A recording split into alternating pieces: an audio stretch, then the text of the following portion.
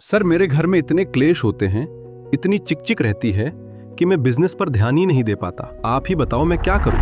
बताता हूं, पर पहले तू कोई ऐसा घर बता दे जिसमें क्लेश ना होते हो। रामायण महाभारत देखी है ना? जब भगवान के घर क्लेश से अछूते नहीं रहे तो तू और मैं क्या चीज हैं? कहीं कम कहीं ज्यादा। हर घर में कुछ ना कुछ खटपट चलती ही रहती है, लेकिन अगर तू घर की समस्या को दुकान के काउंटर तक ले आता है तो लिख कर दे सकता हूं, तू कभी बड़ा व्यापारी नहीं बन पाएगा। याद रख, धंधा और घर ये दो अलग अलग पटरियां हैं। जिस दिन ये आपस में टकराई, एक्सीडेंट पक्का समझो।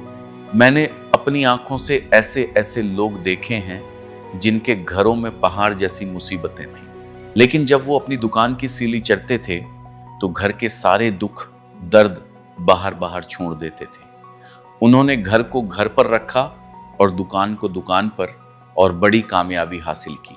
जब आप दुकान में घुसो तो पूरा फोकस दुकान पे होना चाहिए, घर की याद तक नहीं आनी चाहिए। ये दुकान आपका मंदिर है, आपकी कर्म भूमि है।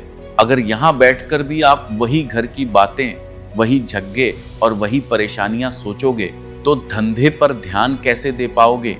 दुकान के अंदर सिर्फ व्यापारी बनो, घर वाला नहीं। जब तक शटर खुला है तब तक सिर्फ धंधा दिखना चाहिए।